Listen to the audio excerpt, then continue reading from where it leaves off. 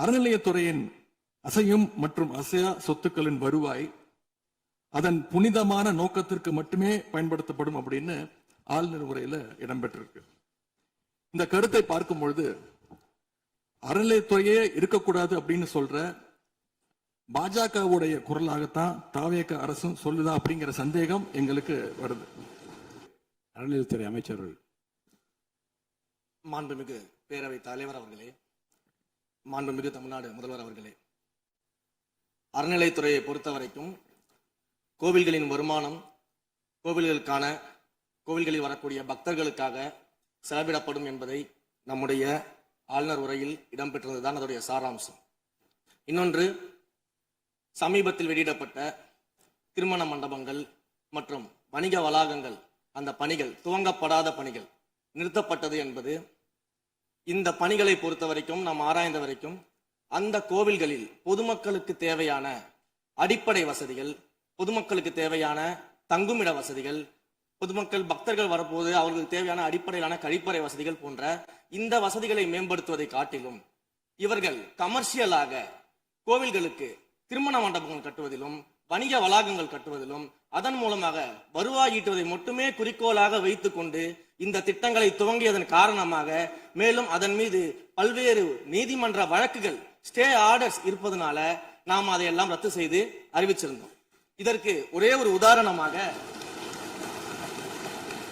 எந்த அளவிற்கு கோவில்களை கமர்ஷியலாக மாற்றுவதற்கு கடந்த ஆட்சி காலத்தில் முயற்சி செய்து கொண்டிருந்தார் என்பதற்காக ஒரே ஒரு சிறிய உதாரணத்தை மட்டும் சொல்லிடுறேன். அருள்மிகு குன்னூரில் இருக்கக்கூடிய அருள்மிகு விநாயகர் திருக்கோயில், ஏறத்தாழ அந்த கோயில்கள் இருந்து கோயில் நிதியை பயன்படுத்தி 10 கோடி ரூபாய் மதிப்பில ஒரு மல்டி லெவல் கார் பார்க்கிங் வசதியை அந்த கோயிலுக்கு ஏற்படுத்துவதற்கான திட்டத்தை இந்த அரசு அனுமதித்திருக்கிறது. இதற்கு முன்னால் இருந்தக்கூடிய அமைச்சர் அவர்கள் அதை அறிவித்திருக்கிறாங்க. அந்த கோயில்ல ஒட்டுமொத்தமாக மாதத்திற்கு வரக்கூடிய பக்தர்களின் எண்ணிக்கையே 500 தான் ஆவரேஜா. அதே போல அந்த கோவில்களுக்கு அடிப்படையில கழிப்பறை வசதி கூட கிடையாது. இது மட்டும் இல்ல, குன்னூர் மற்றும் உதகையை சுற்றி இருக்கக்கூடிய அனைத்து பகுதிகளிலும் இருக்கக்கூடிய 50 கோவில்கள்ல பேசிக்கா இருக்கக்கூடிய டாய்லெட் ஃபெசிலிட்டிஸ் கூட அங்க இருக்கக்கூடிய கோயில்களுக்கு கிடையாது. அப்படிப்பட்ட இடங்கள்ல கோயில் நிதியை பயன்படுத்தி எதற்காக மல்டி லெவல் கார் பார்க்கிங் தேவைப்படுது? அப்ப இது கமர்ஷியல் திட்டங்கள் இல்லையா? கோவில் நிதியை இப்படி கமர்ஷியலாக பயன்படுத்துவதற்கு எதிராக தான் நாம இந்த திட்டங்களை எல்லாமே தடுத்து, இந்த திட்டங்கள் தேவையில்லை, அதற்கு பதிலாக நம்முடைய அரசாணையிலே வெளியிட்டிருக்கிறோம். மிக தெளிவாக கடைசி வரியை படித்து பார்த்தால் எல்லாருக்கும் தெரியும். இந்த கோவில் நிதியை பயன்படுத்தி கோவிலும் பக்தர்களும் பயன்படக்கூடிய வகையில மாற்று திட்டங்களை உருவாக்கும்ன்ற வரியை நம்ம மென்ஷன் பண்ணியிருந்தோம். எந்த இடத்திலேயுமே மக்கள் பயன்படக்கூடிய கல்வி நிலையங்களையோ இல்ல இது போன்ற மருத்துவ வசதிகளையோ நாம செய்து தர மாட்டோம்னு சொல்லல. இன்னும் சொல்ல போனா, கடந்த 5 ஆண்டுகள்ல ஒன்றிய அரசின் நிதி உதவியோடு பழனியில பாத்தீங்கன்னா ஒரு சித்த மருத்துவமனை கட்டுவதற்கான நிதி உதவியை ஒன்றிய அரசு தருவதற்கு தயாராக இருந்தது. ஆனா கடந்த ஆட்சியில அந்த திட்டத்தை அப்படியே கிடப்புல போட்டுட்டு, கேட்டா ரெக்கரிங் செலவை எங்களால ஏத்துக்க முடியாது அப்படின்னு சொல்லி கிடப்புல போட்டு வச்சிருந்த இந்த திட்டத்தை நாம இன்றைக்கு கையில் எடுத்து அதை துவங்குவதற்கான ஆய்வில் இறங்கியிருக்கிறோம். அப்ப எந்த இடத்திலையுமே மக்கள் பயன்பெறக்கூடிய திட்டங்களை நாம தடுக்கவும் இல்லை, நாம யாருக்கும் பி டீமாக இருந்து வேலை செய்ய வேண்டிய அவசியமும் இல்லை. கோயில்களின் நிதியை ஒரு காலமும் கமர்ஷியலாக பயன்படுத்த வேண்டிய அவசியமும் மாண்புமிகு தமிழ்நாடு முதலமைச்சர் தலைமையிலான தமிழக வெற்றி கழகத்தின் ஆட்சிக்கு தேவையும் இல்லை. மாண்புமிகு உறுப்பினர் சேகர் பாபு. மாண்புமிகு பேரவைத் தலைவர் அவர்களே, இந்து சமய அறநிலைத்துறை கொடைகள் என்ற ஒரு சட்டம் இருக்கின்றது. அந்த சட்டத்தில் விதி 69 என்ற குறிப்பிடப்பட்டிருக்கின்ற அந்த பணிகள் சட்ட விதிகளுக்கு உட்பட்டு சட்டத்தின் 36 பிரிவிலிருந்து தான் இந்த பணிகள் மேற்கொள்ளப்பட்டன. குறிப்பாக ஏதோ அமைச்சரே முடிவு செய்து திருமண மண்டபங்களையும் வணிக வளாகங்களையும் ஏற்படுத்துவதற்கு உத்தரவிட்டதாக மாண்புமிகு அமைச்சர் அவர்கள் அவைக்கு உண்மைக்கு புறம்பான தகவலை தந்து கொண்டிருக்கின்றார். ஒவ்வொரு திட்டங்களும் அன்றைய காலகட்டத்தில் இருந்த சட்டப்பேரவை உறுப்பினர்களுடைய பரிந்துரையின் அடிப்படையில், சட்டப்பேரவை உறுப்பினர்கள் கேட்டுக்கொண்டதற்கு அடிப்படையில் தான் அனைத்து திட்டங்களும் அந்த காலகட்டங்களில் கொண்டு வரப்பட்டது.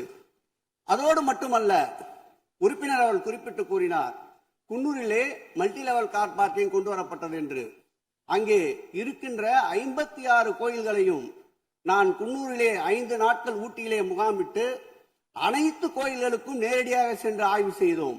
அந்த ஆய்வின் அடிப்படையில் அந்த திருக்கோயில்களுக்கு வருகின்ற பக்தர்களுடைய அடிப்படை தேவைகளுக்கு வருமானத்தை உயர்த்துவதற்காக குன்னூருக்கு சுற்றுலாவிற்கு வருகின்ற மக்களுடைய வாகனங்கள் போதிய அளவிற்கு பார்க்கிங்களுக்கு இடமில்லாமல் தவிக்கின்ற சூழ்நிலையில் அங்கே மல்டி லெவல் பார்க்கிங் கொண்டு வந்தால் நகராட்சி பரிந்துரையின் அடிப்படையில் வருமானம் பெருகும்.